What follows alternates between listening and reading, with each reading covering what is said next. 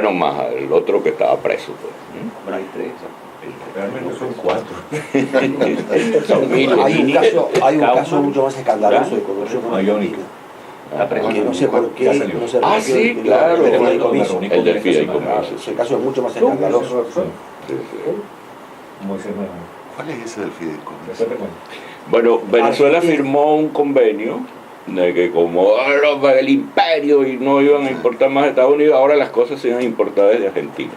Entonces un grupo de los amigos de los Menem montó una oficina en Caracas, de los Kirchner, para hacer las operaciones allí. Leí el asunto, sí. Vendiendo de gobierno a gobierno le tienen que pagar a un intermediario el 20%. Bueno, pero igual lo tiene con Cuba también. Cuba tiene una agencia una tercerización. Pero a mí lo que me impresiona es que le he dado información a todo el periodismo de acá de Miami sobre eso. No es que le importe de Argentina, pero sí por Venezuela. Inclusive el caso fue escandaloso porque en el momento en que alguien se da cuenta que en el fideicomiso faltan $100 millones, que es un canciller muy importante de Argentina, el mejor que ha habido, le dice a Kirchner que no te preocupes, ya van a aparecer. Efectivamente aparecieron. Así, no te preocupes, ya van a aparecer. Y el tema fue, lo que quedó claro fue que con esos $100 millones los vendieron en Nueva York, al cambio, por la diferencia del control de cambio, que se hicieron cerca de 15 millones. Se hicieron una operación financiera. Lo usaron, compraron y después lo retiraron por vía oficial. Es un round tripping. Exacto. Le dieron la vuelta. Ok, entonces esto por supuesto ha incrementado una perversión económica que siempre ha tenido la economía venezolana, que es el manejo de la renta petrolera. No hay ninguna actividad que se pueda hacer en el país más productiva que la actividad petrolera.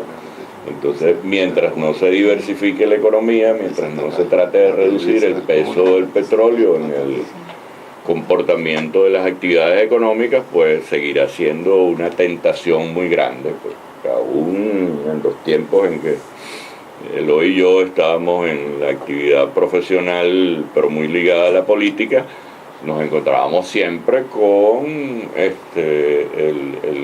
la oposición de lo que llamaban los técnicos petroleros. Que dicen, no, el resto del país no puede manejar eso, es una cosa nuestra, entonces pues nosotros sí somos los que sabemos. Y al final era... Lo que sabía. Eran los que sabían. Eran los que sabían, sí. Entonces hoy andan en el exilio, hoy andan despedidos, pero... Fíjate, un dato que quedó interesante, ¿no? Tú sabes que Ecopetrol contrató en Colombia a un grupo de petroleros venezolanos. Y ese grupo de petroleros venezolanos ha logrado que en vuelta de 2 o 3 años la producción petrolera colombiana haya pasado de 600.000 barriles a casi 900, ¿no? Sí. Precisamente utilizando las técnicas que ellos conocen de producción, pero no solamente eso, sino la visión que tenían sobre lo que había que hacer en Venezuela. Era un sector muy preparado. Exactamente. Y tiene gente en Canadá, tiene gente en En México. tiene gente en México. En los Emiratos. En los Emiratos. En Irán. Que salió de la... ¿Te das cuenta que salió Fíjense 20 ese dato. pesos? Hay un comentarista, embajador, hay un comentarista colombiano que escribió que para Colombia había sido una bendición, Chávez.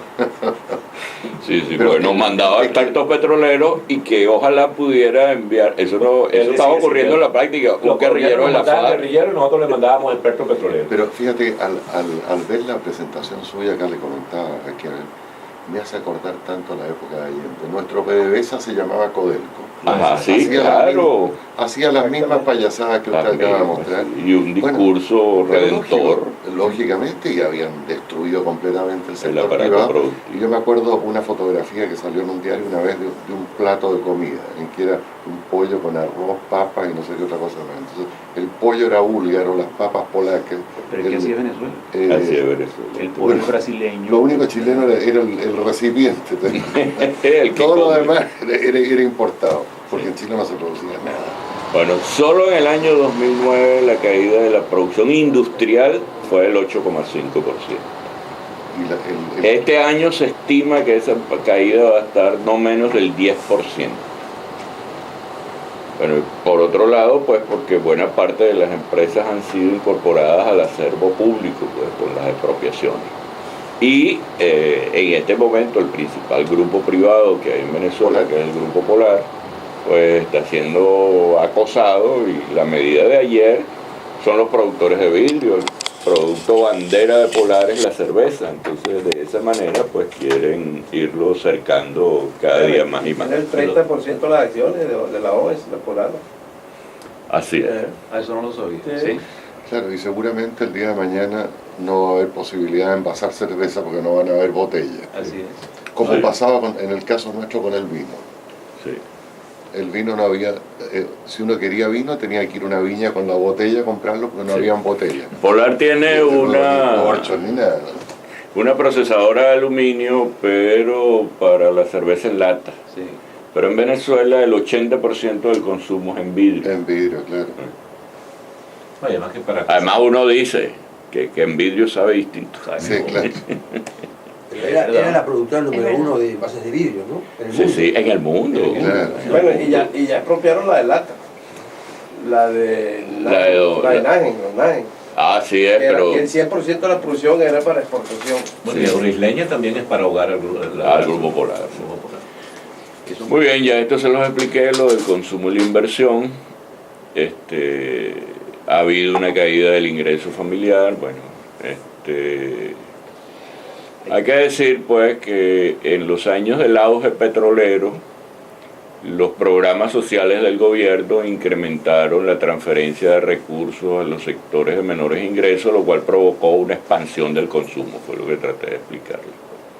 Ahora, fíjense, en estos días se colocaron 3.000 millones de dólares en bonos de PDVSA. De una manera como el gobierno ha tratado de aliviar la presión del sector privado, que se traduce en carencias y desabastecimiento de productos, lo cual se refleja en los votos.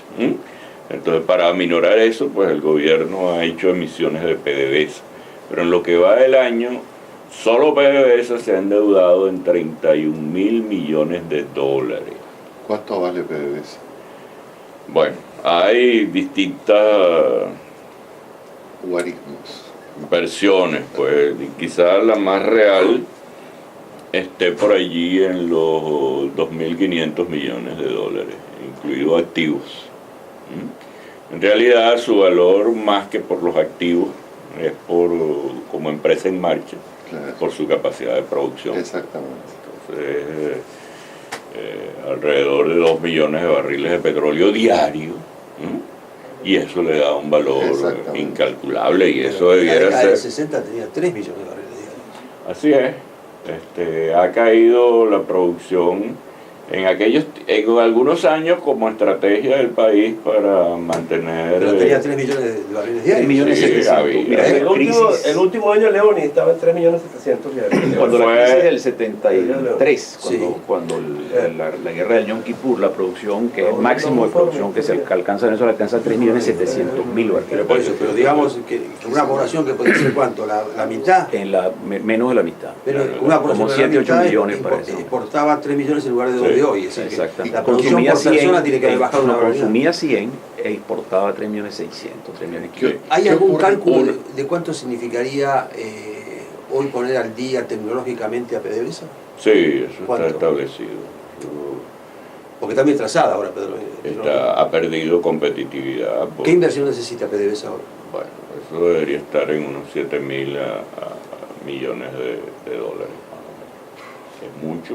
Al año. Pero eso nos llevaría... ¿Al año? Vamos En un años. momentico, vamos a ver un momentico. No, Lo que porque pasa eso con nos PDVSA. pondría en condiciones de producir 5 millones de barriles diarios. Sí, pero espérate, para producir 5 millones de barriles diarios, tú tienes en Venezuela un problema. Tú no tienes crudos livianos, sino muy pocos. Así es. ¿Ok? Tu composición es de crudos pesados. Exacto. Punto 1. Punto 2. Tú tienes toda la zona del occidente del país, todo lo que es el lago de Maracaibo, que son yacimientos muy antiguos, Muy que viejos, requieren más de de una 50 años. inversión. Pero evaluados. ¿Ah? Evaluados. Sí. Ahí tú requerirías, ahí la producción está bajando continuamente. Cuando comienza Chávez está con 1.300.000, ya vamos por 800, 900. Ahí se estima que habría que invertir unos 3 o 4 mil millones de dólares anuales Al año. sí. para ir recuperando esa inversión. Ahora fíjate, la riqueza petrolera venezolana es en este momento en el oriente del país, donde hay una muy pequeña composición de crudos livianos y donde tienes la faja del Orinoco, que ahora se ha vendido casi como una quincalla. No sé si la palabra quincalla significa algo para ustedes. Es decir, se la hemos dado a empresas de distintos signos, en los cuales tiene empresas chinas, tiene empresas vietnamitas, tiene empresas rusas, tiene empresas bielorrusas, tiene empresas iraníes, ¿ok? Y donde el problema está no en producir el petróleo, porque eso es un crudo muy pesado que está allí y que sale, pero tienes que convertirlo en un crudo más liviano para poderlo procesar en la refinería. Y agregarle valor. Entonces, exactamente. Y eso, cada 100.000 barriles de producción en la FAS representan una inversión en un mejorador que no baja de $2.500 millones. O sea, cada una de esas. Cada 100.000 barriles. Prácticamente ahí lo que se saca es una viscosidad. Entonces, muy poco. Lo que está ocurriendo ahora, que por eso te hacía la pregunta, porque es que nadie sabe cuánto se está produciendo en la FAS. Había 4 asociaciones que estaban produciendo y llegaron a producir más o menos 800.000 barriles. 800. Eso está bajando, porque ahí PDVSA tomó mayoría. Sacaron a Conoco, sacaron a 5. Eso se está debatiendo en arbitraje internacional. Sí. Y el punto es que las empresas petroleras internacionales que han tomado posición en la FAS no han empezado a invertir nada. Todavía no se está, en lo nuevo no se está invirtiendo nada. Y no será la primera vez en la historia que tú tienes empresas petroleras que toman una posición en un campo petrolero, pero no lo explotan. No lo explotan, claro. Para dejarlo en reserva. Claro. A un momento mejor, cuando el precio suba, o tú te aseguras que no te lo coge otro. Exactamente. Así es. Y esa experiencia la tenemos ahora con el Mariscal Sucre, con el proyecto Sucre de gas que está al norte de Paria. Se lo dieron a la Shell, a Mitsubishi y tal, y nunca hicieron nada. Mientras tanto, explotaban los mismos yacimientos en Trinidad y Tobago, que está al lado. O sea que es un juego aquí que yo no conozco bien, yo simplemente se los planteo porque estoy viendo lo que está ocurriendo. ¿Dónde refina Venezuela? Va a tener dos grandes. Bueno, no, perdón. Tiene 2 grandes refinerías que son en Caribe, en Falcón, el complejo de Cardón, Amuay, sí, y en José, que es en la parte oriental. Exacto. Pero además pero en el exterior, refina, ¿no?, en el exterior, acá, refina en Curazao, sí. Aquí refina en el pero Golfo. Ayer está hablando Chávez de vender todas las instalaciones petroleras. Acaban de vender las refinerías de Venezuela en Alemania, la de la FEA hoy. ¿Refina en Venezuela? Bueno, 80%. Refina en Venezuela, sí. La capacidad de refinación, no, yo creo que un poco menos. Yo creo que la capacidad de refinación de PDVSA en este momento estuvo un momento determinado en 3 millones de barriles. Sí, ahorita está mucho menos. Sí, de hecho, hay un exabrupto. En este momento, el precio de la gasolina en Venezuela es el más bajo del mundo, más bajo que el de Arabia Saudita. Y además, no se está produciendo la gasolina que requiere el consumo interno. Entonces Venezuela está importando gasolina a precio de mercado internacional para venderla subsidiada. Pero subsidiada, y en Venezuela vale 4 centavos de dólar, vale un galón en Venezuela. Una pregunta que tiene que ver con este modelo y con lo que estamos hablando ahorita. En el último año de la democracia, ¿qué porcentaje de un bolívar, un dólar que generaba PDVSA se iban a pagar los impuestos, las regalías, los dividendos? Y la diferencia era que se utilizaba para mantenimiento de pozos, para exploración. 83 centavos. ¿Y hoy en día? Hoy en día, todo, no menos de 40. Debe estar incluso más porque a PDVSA le han asignado funciones que no le corresponden, pues. Entonces es la que nutre Mercal, es la que nutre hospitales, actividades de todo tipo, que no son parte de la misión de PDVSA, pero que Chávez, cuando un ministerio o un organismo no le funciona, entonces se lo da a PDVSA. Bueno, y por supuesto eso fue lo que generó la gran corrupción de lo que se llamó Pudreval, pues, que todos aquellos alimentos que se perdieron en silos y en depósitos. Qué horror eso. ¿Cuántos años más le da usted a Venezuela antes de que implosione la economía si las cosas siguen así? Mira, esto no puede seguir para siempre. Hay un enorme catalizador allí que es el petróleo. Eso le da, que una cosa buena y mala, porque un poco lo que quería decir que no solo hemos empezado a sonreír por los resultados de las últimas elecciones, en donde la oposición le gana al gobierno claramente, pues 52%, pese a